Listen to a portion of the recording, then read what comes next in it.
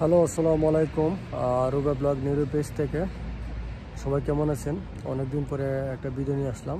দেশ থেকে আসার পরে কিছুদিন হয়ে গেছে ভিডিও দেই নাই। আর আমাদের এখানে প্যারিসে খুব বেশি ঠান্ডা, যা বলার বাইরে। যে জিনিসটা বলার জন্য আসছি এটা হচ্ছে প্যারিসের এখন নতুন নিয়ম করছে যে আগে কিন্তু ছিল আপনার 3 বছরে এবং 5 বছরে আওতা কাগজ জমা যেত। এখন কিন্তু প্যারিসে এই নিয়মটা নাই। এখন কিন্তু প্যারিসের সরকারের গভর্নমেন্টে যে নিয়মটা করছে এটা হচ্ছে যে 7 বছরের ভিতরে আপনি জমা দিতে পারবেন। আগে তো একটু দ্রুত দেওয়া যেত, এখন কিন্তু 7 বছরের নিয়ম। তো আসলে নতুন যারা আসতেছেন তাদের জন্য একটু ব্যাড লাক, কারণ হচ্ছে আপনারা আসলেই কিন্তু কাগজ জমা দিতে পারবেন না। আগে কিন্তু এটা আসছিল যে 3 বছরে 5 বছর হয়তো আপনি জমা দিতে পারবেন। তো নতুনদের জন্য সবসময় আমি ভিডিও দেওয়ার চেষ্টা করি এবং আমি চাই আমার ভিডিওর মাধ্যমে ভালো কিছু হোক। আমি একটা মানুষ, ভুল টুরি হতেই পারে।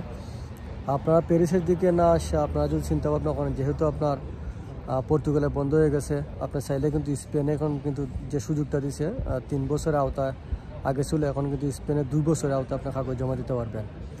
তো নতুন যারা আসতেছেন তারা আমি মনে করি যে আপনারা এই প্যারিসে না এসে আপনি যদি চিন্তা ভাবনা করেন যে আপনি কার্ড পাবেন, একটা ইউরোপের একটা রেসিডেন্ট কার্ড ধরে আপনার দরকার, তাহলে অবশ্যই আপনার স্পেনের দিকে চলে যাবেন। মানে স্পেনে কিন্তু ভালো একটা সুযোগ সুবিধা আছে এবং 2 বছরের ভিতরেও কিন্তু কাগজ জমা দিতে পারবেন। আমি সবসময় আমার ভিডিওর মাধ্যমে বলে থাকি যে জীবনে চলতে গেলে কিন্তু আপনার একটা ডকুমেন্ট প্রয়োজন। আপনি যদি আপনার প্যারিস থেকে বলেন, আপনার ইটালি থেকে বলেন, যে কোনো দেশ থেকে আপনি কিন্তু ট্রাভেল করতে গেলে আপনার একটা ডকুমেন্ট দরকার। আর আপনার ডকুমেন্ট না থাকলে কিন্তু আপনার যে কোনো দেশে আপনি যেতে পারবেন না, চলতে পারবেন না। ইভেন বাংলাদেশ থেকে আপনি যেতে পারবেন না। তো এটা আসলে একটা লাইফ না। আমি মনে করি যে অনেকে টাকা ইনকাম করে, কিন্তু আপনার কাগজপত্র না থাকলে কিন্তু ইউরোপের জীবনটা খুব কষ্টের। বিশেষ করে মানে সবাই বলে যে আমরা আসলে 8-10 বছর আগে শুনছিলাম অনেকের কাছে যারা পুরান, তারা সবসময় বলতো যে ইউরোপের কাগজ না থাকলে কিন্তু আপনার জীবনে কিছু একটা করা যায় না।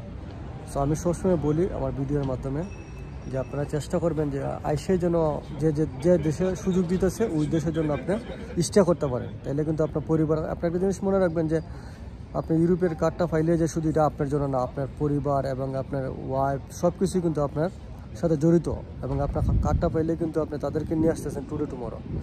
তো যাই হোক, ভিডিওটা ভালো একটা লাইক কমেন্ট শেয়ার দিবেন। আমাদের এখানে প্রচুর পরিমাণ ঠান্ডা, আজকে 60 ডিগ্রি চলতেছে, ঠিক আছে। তারপরও জীবন থেমে নেই, কারণ কাজ করতে হবে ভাই। বিদেশের মাটিতে যেহেতু আমরা আসি, কাজ তো করতেই হবে, ঠিক আছে।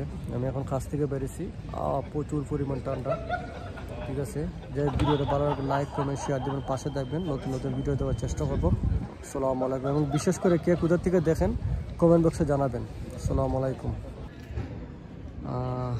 দেখেন প্রাকৃতিক সুন্দর সকালবেলা, তারপরও আমি শুধু চাই আপনাদের জন্য ভিডিও বানাই, ঠিক আছে। আজকের ওয়েদারটা কিন্তু খুবই মানে ঠান্ডা, ঠিক আছে। কি ঠান্ডা, ঠিক আছে, অতিরিক্ত ঠান্ডা, যা বলার বাইরে, ঠিক আছে। আজকের ওয়েদারটা খুবই, আজকে 60 ডিগ্রি।